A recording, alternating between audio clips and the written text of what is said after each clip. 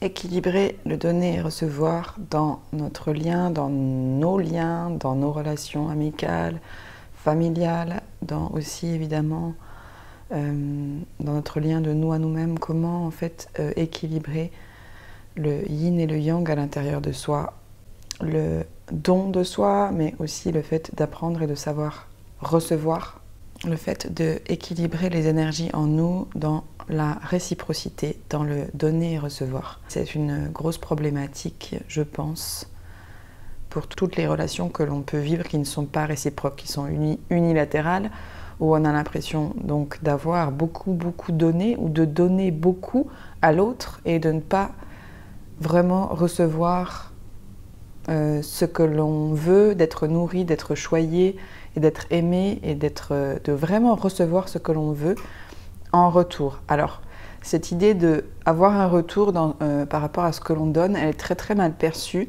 par notre société judéo-chrétienne. En gros, c'est donne, sacrifie-toi, donne et n'attends pas de retour. Alors moi, je suis assez énervée par ce diktat du fait de donner, donne pour recevoir et donne sans attendre.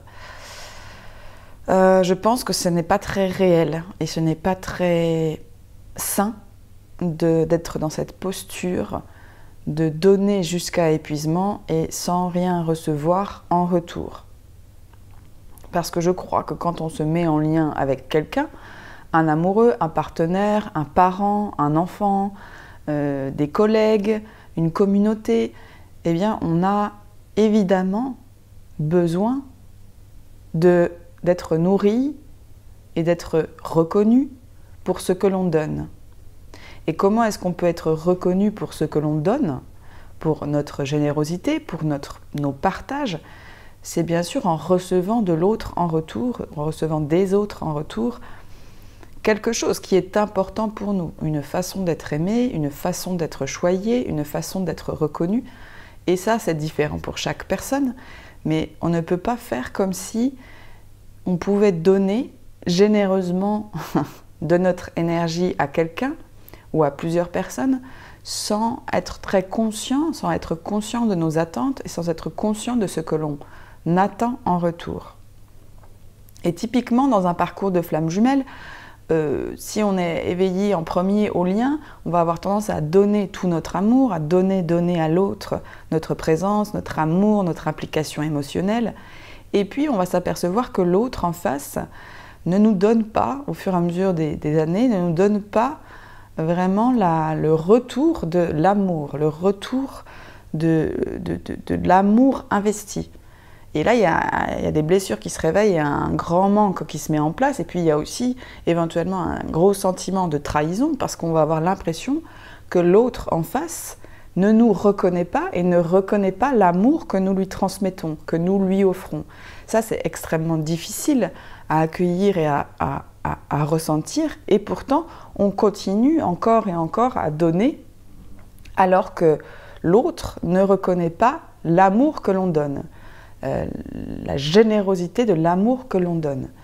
Et je voudrais mettre vraiment un point de lumière là-dessus, parce que pour équilibrer le donner et le recevoir dans un lien amoureux, amical, familial, il faut bien être conscient que nous avons un réservoir d'énergie affective, nous avons un réservoir d'amour à l'intérieur de nous, mais il n'est pas illimité, il n'est pas sans fin. À un moment donné, si on donne et qu'on ne reçoit pas en retour une nourriture, quelque chose qui va nous nourrir à notre tour, on va finir en burn-out, on va finir par un épuisement, comme dans le travail. Ça, c'est exactement pareil.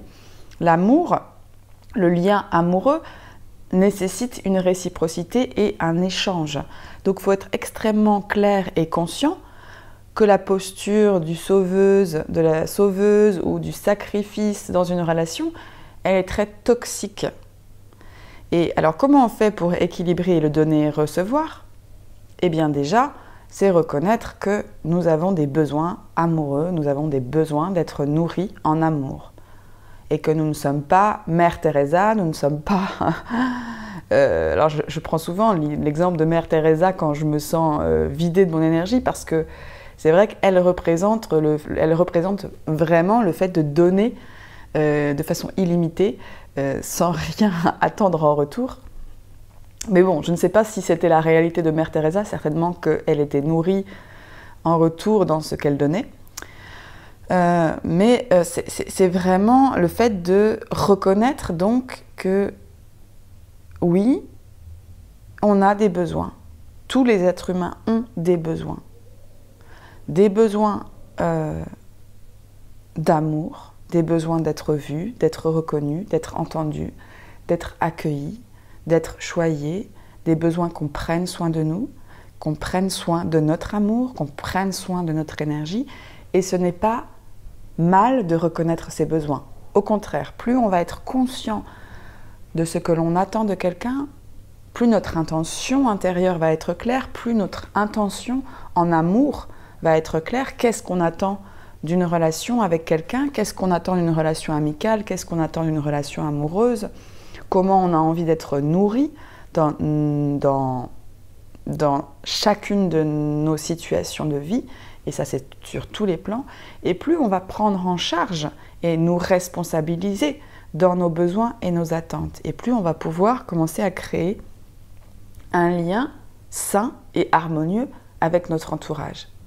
Et plus on va aussi arrêter d'autoriser les situations où nous ne nous sentons pas nourris, honorés et choyés dans nos besoins d'amour, dans nos besoins d'affection, dans nos besoins de reconnaissance.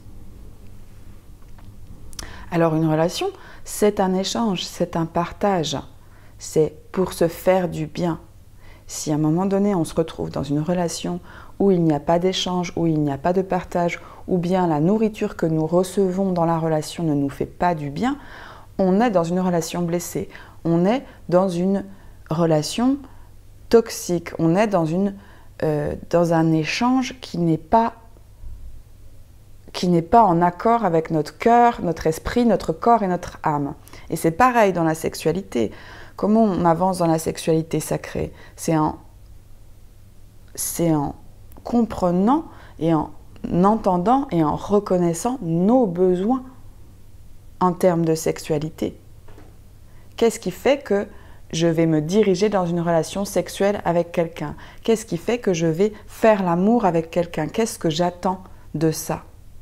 C'est quoi mes valeurs à moi et qu'est-ce que je veux recevoir lorsque je me mets en lien dans mon désir avec quelqu'un?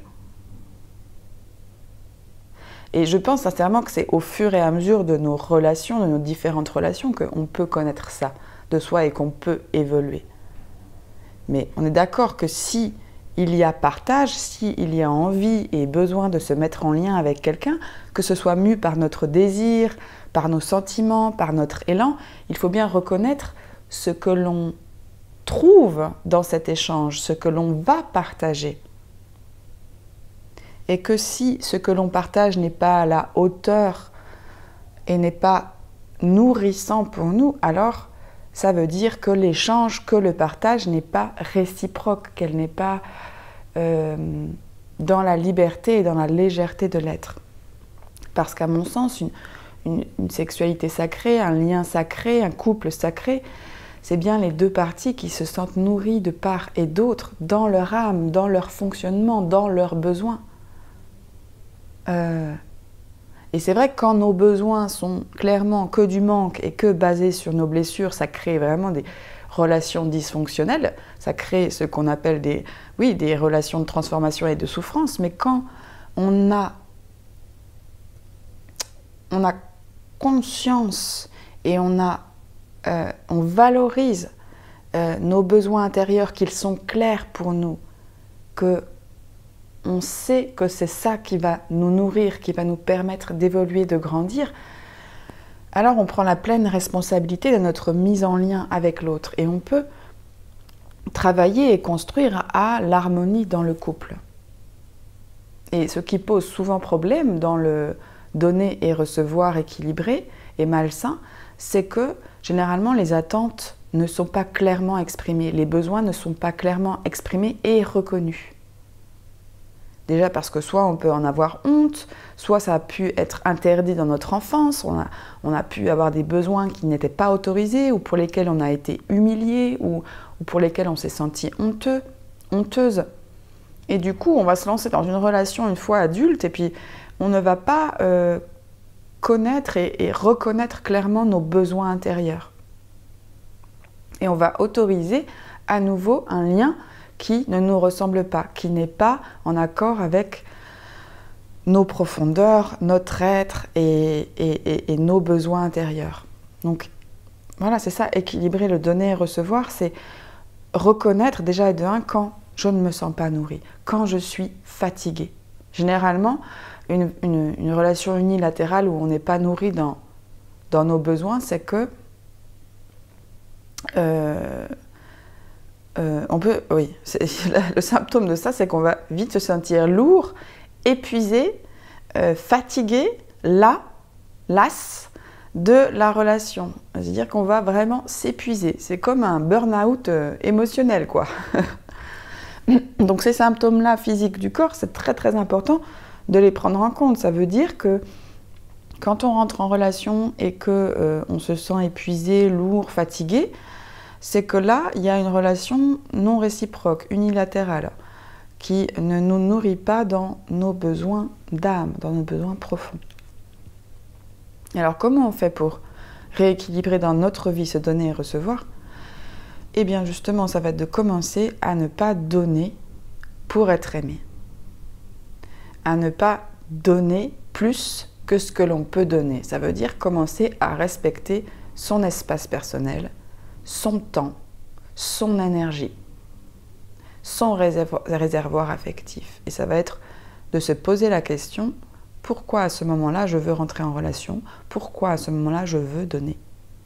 Est-ce qu'il y a derrière un besoin non écouté, non ressenti? Est-ce que je tire mes limites? Est-ce que je suis au clair avec mon état énergétique, avec mon réservoir affectif? Est-ce que je ne donne pas plus que ce que je ne peux donner? Où est ma liberté dans le don? Quand je me mets en lien avec cette personne. Est-ce qu'il y a un vrai besoin pour moi aujourd'hui qui devrait être entendu, reconnu et accepté? Et là, c'est là que le travail intérieur de reconnaissance de soi et de retour à soi et de reprise du pouvoir en soi, au niveau relationnel, il commence à être efficient et à se mettre en place, et on commence à avoir les rênes de notre façon, de la façon de se mettre en lien. Et c'est vrai que généralement, ce genre de relation où le donner et le recevoir n'est pas équilibré, on va se mettre souvent à ressentir de la colère, de l'agacement, de l'énervement, parce que on est engagé dans une relation qui touche nos limites, qui ne correspond pas à vraiment notre liberté d'âme. Donc la colère, l'énervement, l'agacement peut être vraiment aussi un symptôme que là, il y a des limites et des besoins qui ne sont pas entendus et respectés de la part de l'autre. Donc notre responsabilité à ce moment-là, c'est d'aller voir pourquoi je suis énervée, pourquoi je suis en colère dans cette relation, dans cette situation. Qu'est-ce qui n'est pas respecté en moi? Et là, on a le pouvoir. On a le pouvoir d'aller regarder vraiment en nous où nous ne nous respectons pas. Où nous ne respectons pas notre temps, notre niveau d'énergie, ce que nous pouvons donner ou pas, ou bien la façon dont nous le donnons. Parce que donner à l'autre, s'il y a des besoins en manque, c'est très très compliqué. On va toujours donner pour pouvoir que l'autre réponde à nos besoins. Alors que si nous reconnaissons nos besoins intérieurs, nos besoins essentiels que nous avons quand nous nous mettons en lien, eh bien nous devenons vraiment conscients et responsables de ce qui se passe dans le lien, et nous pouvons exprimer clairement ce que nous attendons, ce que nous souhaitons, quand quelque chose n'est pas harmonieux ou vient nous heurter dans nos limites. Et ça, ce travail de reconnaissance de soi, de reconnaissance de ce qui nous touche, de nos besoins, de nos limites, il est vraiment essentiel et important pour pouvoir se mettre en relation. Tout comme dans une relation sexuelle. Si je ne sais pas exprimer mes besoins, si je ne sais pas exprimer le non et le oui, le consentement, si je ne sais pas écouter là où je suis à l'aise et là où je ne suis pas à l'aise, ça mène à vraiment un sentiment d'abus, de trahison de confiance, d'abus de pouvoir. Et c'est tout ce qu'on veut, sauf ça, hein, dans une relation sexuelle sacrée. On veut que les choses soient claires, on veut être respecté dans nos besoins, dans nos vulnérabilités, dans nos limites. Et bien, je crois que sur les relations émotionnelles et amoureuses, c'est exactement la même chose que lorsque l'on décide de faire l'amour avec quelqu'un. S'il n'y a pas l'espace personnel respecté, s'il n'y a pas une possibilité d'être en confiance avec l'autre, de pouvoir exprimer ce que l'on veut et ce que l'on ne veut pas. On ne peut pas lâcher prise dans l'échange, on ne peut pas rejoindre l'autre pour partager vraiment les énergies. Voilà, alors ça c'est une petite vidéo vraiment sur le donner et recevoir. Je sens que c'est très très important d'en parler, de commencer à travailler là-dessus, de reconnaître ce qui se passe en nous, de reconnaître nos besoins, de reconnaître nos attentes, de reconnaître notre individualité et que la mise en lien ne peut pas se faire de façon saine et agréable pour soi si on n'est pas en connaissance, en reconnaissance de ce qui se passe pour nous et de nos besoins intérieurs quand on se met en lien.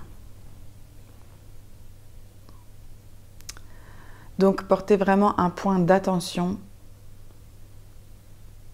sur vous. Est-ce que vous donnez parfois alors que vous n'avez pas envie de donner, que vous auriez plutôt envie de bouger votre système de fonctionnement dans le fait de donner pour quelque chose et de commencer à reconnaître vraiment ce que vous attendez d'une relation, ce que vous attendez de votre lien dans votre couple sacré, ce que vous attendez de votre prochaine relation, ce que vous attendez de vos relations amicales, amoureuses, professionnelles. Qu'est-ce que vous attendez de votre mise en lien? Et plus on va être honnête là-dessus, et plus on va reconnaître notre besoin du moment, et plus on va pouvoir travailler à rééquilibrer le yin et le yang, justement, le masculin et le féminin à l'intérieur de soi, et plus on va pouvoir se diriger clairement dans des relations et dans des liens qui vont être épanouissants et légers pour nous, harmonieux pour nous. Mais l'idée, ce n'est pas de rester vague et de dire « voilà, je veux un lien harmonieux ». Il faut savoir ce que ça veut dire pour vous l'harmonie, ce que ça veut dire pour vous la paix, ce que ça veut dire pour vous la légèreté. Clairement, il faut vraiment faire un check-up de tout ça et avancer avec les valeurs qui sont vraiment importantes pour vous à trouver dans vos relations, dans vos liens. Et bien sûr, tout ça est en mouvement, tout ça est en changement permanent. Mais reconnaître déjà ce qui est là et ce qu'on a besoin aujourd'hui permet clairement de se diriger, de se guider dans nos relations. C'est un grand cadeau qu'on se fait dans la mesure où on prend en charge, en responsabilité, nos valeurs, nos besoins et nos aspirations intérieures. Et je pense que ça marche absolument pour toutes les relations dans notre vie, et pas que humaines. La relation au travail, la relation à l'argent, la relation à l'amour, la relation à notre environnement. À chaque fois, plus on apprend à se connaître et plus on apprend à équilibrer en nous les énergies yin et yang, et plus on peut se mettre en lien de façon saine et sereine avec tout ce qui nous entoure. Voilà. Donc lundi soir 14 mars de 19h à 21h, il y a le rituel de reconnaissance qu'on va vivre ensemble en ligne sur Zoom. Donc si vous êtes intéressé pour aller connecter à votre désir intérieur, aller connecter justement à votre besoin de reconnaissance, à aller faire le point là-dessus et à être initié justement à ce rééquilibrage, à nourrir vos besoins de façon responsable et de façon entière. C'est un rituel qui va nous permettre de plonger un peu plus là-dedans, d'aller peut-être débloquer, réautoriser certains besoins qui ne le sont pas aujourd'hui pour vous. Donc si vous souhaitez vous inscrire, je vous mets le lien en dessous de la vidéo. Ça dure 2 heures et je serai très heureuse de vous rencontrer, de vous retrouver pour ce moment privilégié. On est ensemble, on échange et il y aura aussi, je propose aussi canalisation, voyage chamanique pendant ce rituel. Donc c'est vraiment du travail en profondeur, en groupe. Je vous embrasse, puis je vous souhaite un très bon week-end et à très vite. Ciao!